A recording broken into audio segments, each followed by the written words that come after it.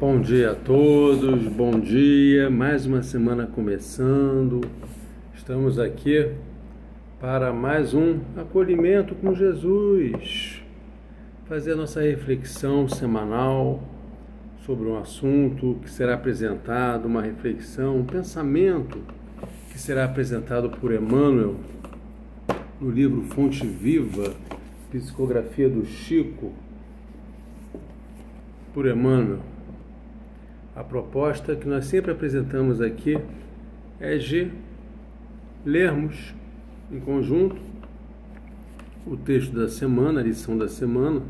Hoje é a 110, que tem como título Vigiemos e Oremos, e irmos fazendo algumas considerações em torno de entre 10 e 15 minutos, não muito longo, não é uma palestra pública, uma live, digamos assim, justamente para termos aqueles insights que às vezes nós precisamos ouvir para começarmos a semana com o pé direito, começarmos bem a semana e levarmos essa reflexão até o final da semana, aonde na próxima segunda renovaremos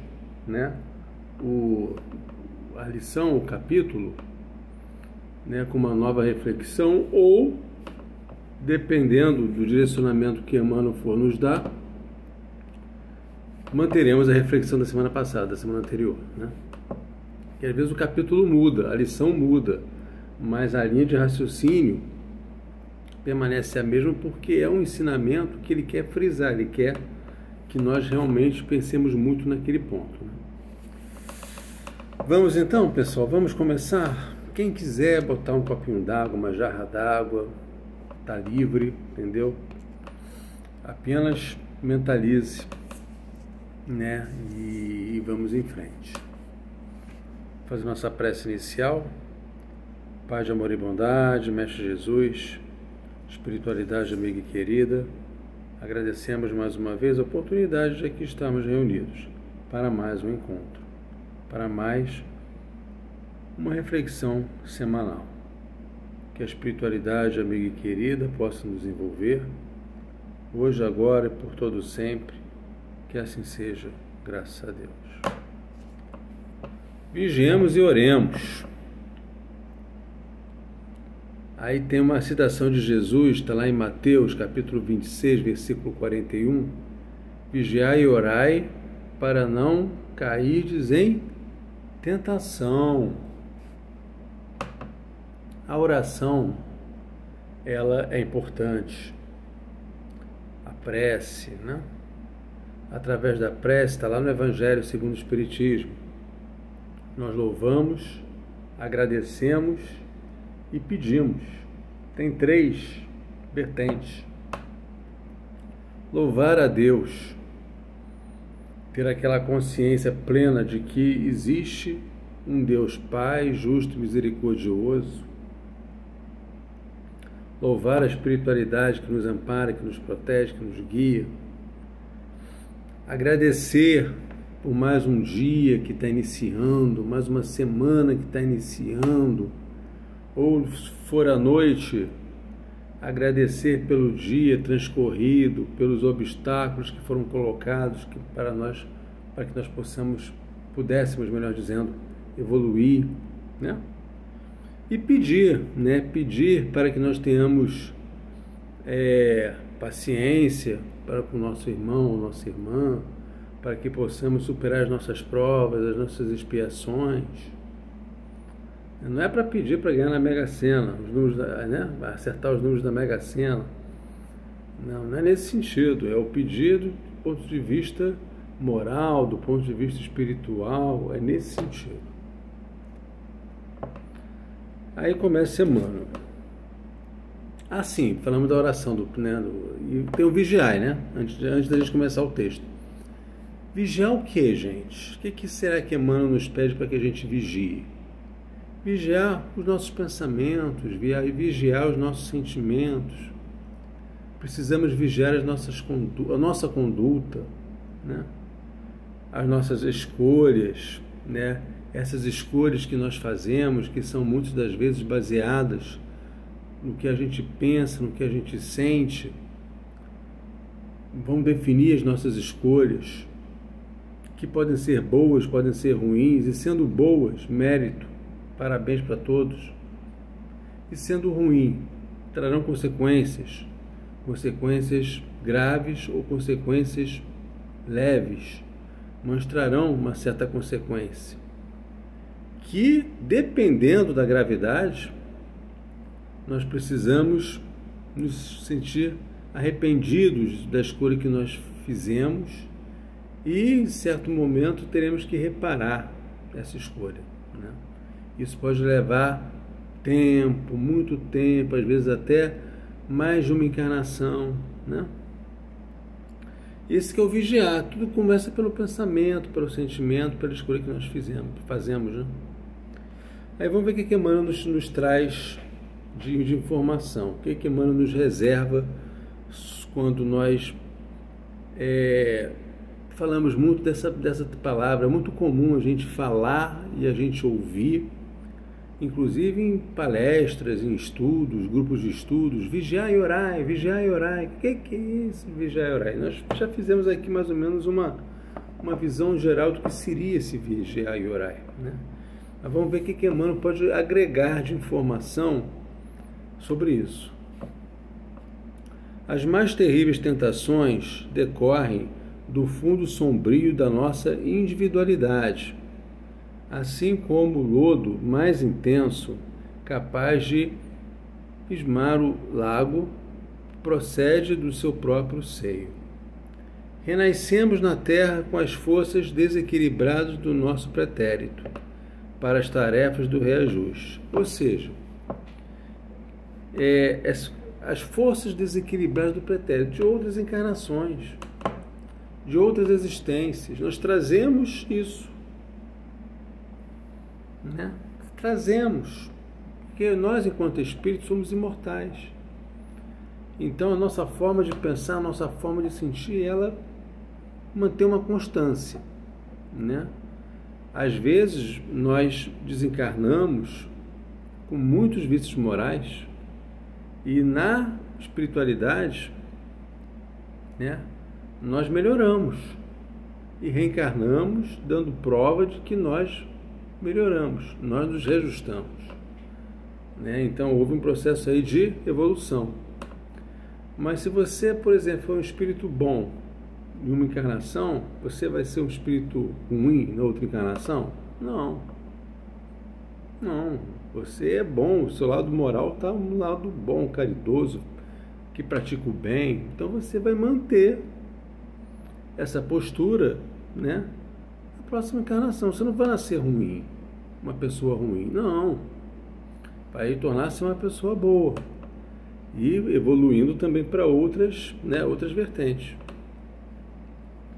Mas quem é ruim nas encarnações pretéritas, como ele fala aqui, ó, renascemos na Terra com as forças desequilibradas do nosso pretérito. Isso não vai melhorar da noite para o dia, de uma encarnação para outra encarnação. Essa vai ser um pouquinho melhor que a anterior, mas vai continuar sendo uma encarnação completamente imperfeita. Na próxima vai ser um pouquinho melhor ainda, até que a gente vai atingir a condição equilibrada do lado bom, do lado ruim, e na outra, na seguinte, aí sim vai ser uma encarnação boa. Então olha só, né, a viagem que a gente faz. Se nós optássemos pelo autoconhecimento, pelo autodescobrimento, começássemos a nos observar mais, identificar os nossos vícios, as nossas virtudes, quais são os nossos defeitos, nós tivermos essa visão clara, deixando sempre de lado a questão do orgulho, da inveja, da vaidade, provavelmente nós poderíamos encurtar um pouco esse caminho que eu falei anteriormente, essa viagem, né, que a gente faz. Então eu poderia queimar a etapa.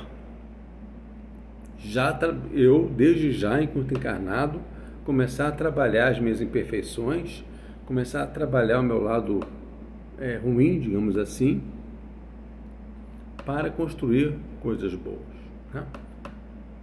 Por isso que ele fala, renascemos na Terra com as forças equilibradas do nosso pretérito para as tarefas do reajuste. Que as tarefas do reajuste? Essas são as encarnações. cada encarnação é um reajuste, né? Nas raízes de nossas residências, de nossas tendências, melhor dizer, nas raízes de nossas tendências, encontramos a mais viva sugestão de inferioridade. Nas íntimas relações com nossos parentes, somos surpreendidos pelos mais fortes motivos de discórdia e luta. Nós falamos muito sobre essa questão de relação de parente, entre família e tal, em um estudo que nós fizemos há pouco tempo. Não está gravado. Foi um estudo que nós fizemos numa casa espírita aqui do Rio de Janeiro, né, falando sobre esse assunto, porque nós encarnamos muitas das vezes do que aonde? Quer dizer, quase na totalidade, né, numa família, né? E nessa família possui o quê? Pai, mãe, irmãos, primos, parentes, e eles nos acolhem.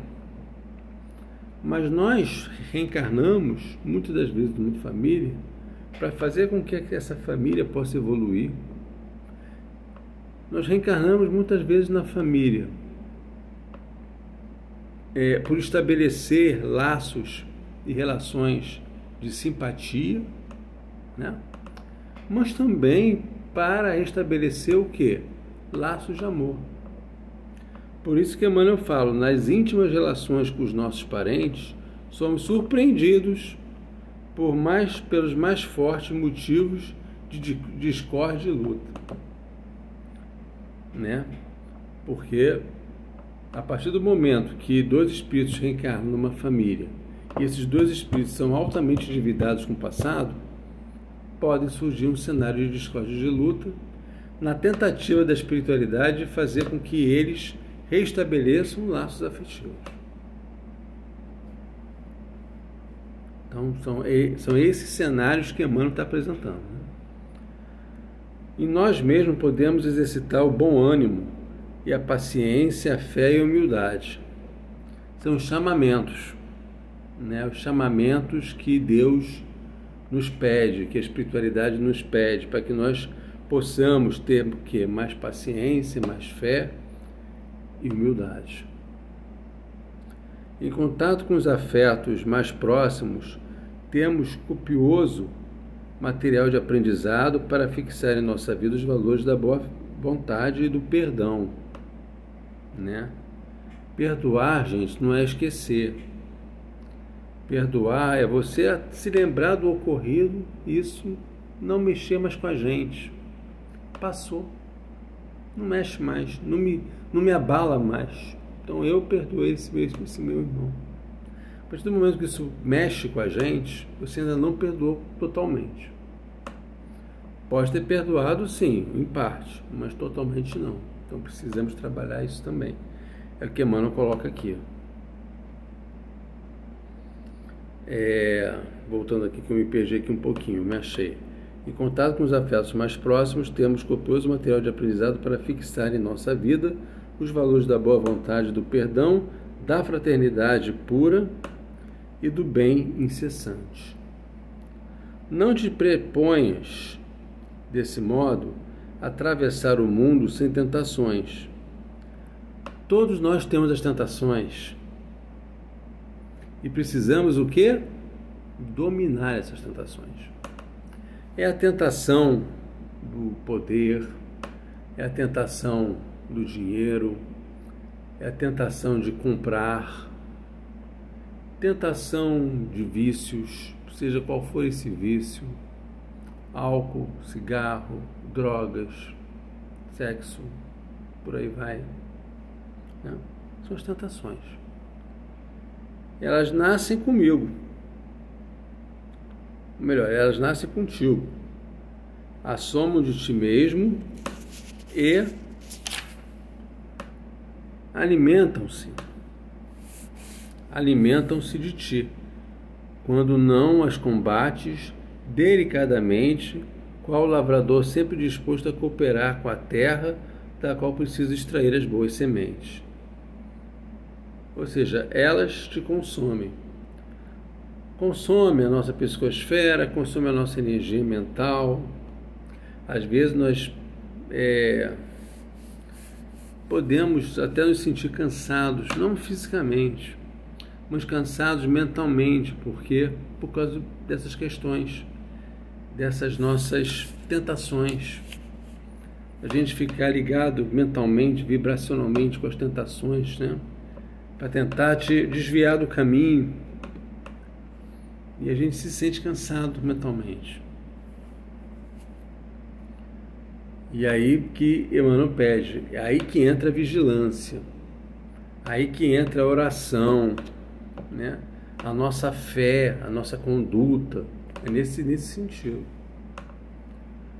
Caminhar do berço ao túmulo sob as marteladas da tentação é natural. Afrontar obstáculos, sofrer provações, tolerar antipatias gratuitas e atravessar tormentas de lágrimas são vicissitudes lógicas da experiência humana. Entretanto, lembremos-nos do ensinamento do Mestre, vigiando e orando para não sucumbirmos às tentações, uma vez que mais vale chorar sobre os aguilhões da resistência que sorrir sobre os narcóticos da queda. Então, meus queridos, que possamos sempre usar o recurso da oração para que possamos louvar, agradecer e pedir, que possamos vigiar sempre os nossos pensamentos, os nossos sentimentos, a nossa conduta, observando o nosso dia a dia, para não cairmos em tentações. Uma excelente semana a todos, fiquem todos com Deus.